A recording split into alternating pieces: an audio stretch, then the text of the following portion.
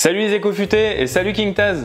Salut la bod. Cuisiner ou conserver au frais vos aliments, cela représente une part importante de votre consommation d'énergie à la maison.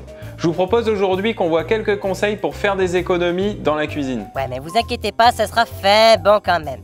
Numéro 4, mettez des couvercles sur vos casseroles. Ouais, surtout pour les plats en sauce, sinon ça risque d'éclabousser partout. Du coup, vous allez tacher votre beau chemisier, du coup vous allez faire une lessive, mais là, oh mon dieu, la tâche elle est toujours là. Du coup, vous allez au supermarché, acheter du détachant, ultra polluant, et au final ça a pris du temps, de l'argent, et une empreinte carbone de malade. Tout ça parce que vous n'êtes pas foutu de mettre un couvercle sur une casserole.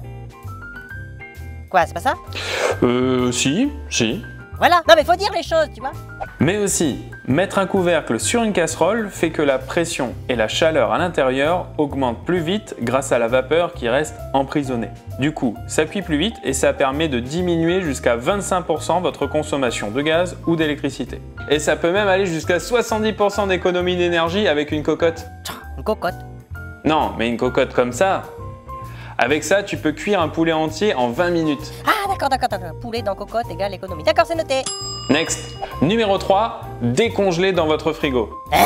Et oui, souvent les gens laissent décongeler à l'air libre ou pire encore, utilisent un micro-ondes pour aller plus vite. Bah oui, mais le micro-ondes c'est pratique, hein. Oui King Taz, mais c'est pas éco-futé. C'est ni bon pour l'environnement, ni pour vos aliments, ni pour votre santé. Ok, pardon. Le mieux, c'est de le laisser décongeler à l'intérieur du frigo. Ça lui apportera du froid et ça lui fera économiser de l'énergie. Numéro 2, le dégivrage, c'est indispensable. En effet, pour que votre frigo fonctionne correctement, il faut penser à le dégivrer environ tous les 3 mois. Enfin, c'est une moyenne. Si vous êtes du genre à taper la discussion au téléphone en laissant grand ouvert la porte du congèle, faudra le faire plus souvent. En effet, quand vous ouvrez la porte du congélateur pour y prendre un aliment ou y ranger vos courses, de l'humidité pénètre à l'intérieur et c'est là que le givre se forme. En s'accumulant, il forme une couche isolante sur les parois qui bloque le mécanisme du froid. Du coup, le frigo force plus longtemps et surconsomme. A noter que dès que la couche de givre atteint 3 mm, ça peut représenter une surconsommation électrique de 30% quand même, hein. C'est pas rien, hein, 3 mm, 30%. Pour dégivrer votre frigo ou votre congélateur, il faut d'abord le débrancher. Oui, voilà, ça c'est mieux ça. Il suffit de placer une casserole d'eau chaude à l'intérieur du réfrigérateur ou du congélateur, de fermer la porte et d'attendre environ 15 minutes. Ensuite, éponge, chiffon et tu frottes. Numéro 1, fermez la porte. Ah oui, ça je connais. Faut fermer la porte du frigo parce que c'est pas fait pour vous rafraîchir la cuisine.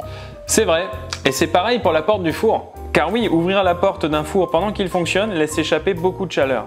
Donc si vous voulez savoir si votre plat est bientôt prêt, regardez au travers de la vitre grâce à l'éclairage de contrôle. Et si vous y voyez rien, c'est qu'il faut changer l'ampoule.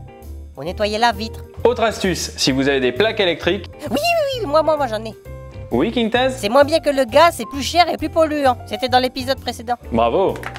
Mais si justement vous avez des plaques électriques à la maison, vous savez qu'elles restent chaudes encore quelques minutes après les avoir éteintes. Tout comme votre four d'ailleurs. Dans les deux cas, apprenez à utiliser cette chaleur résiduelle pour terminer la cuisson de vos aliments. Ah net, bien vu. C'est tout pour aujourd'hui. On espère que ces conseils vous aideront à la maison comme à la cuisine et surtout n'oubliez pas, chaque geste compte, alors on compte sur vous les amis. Taltoul!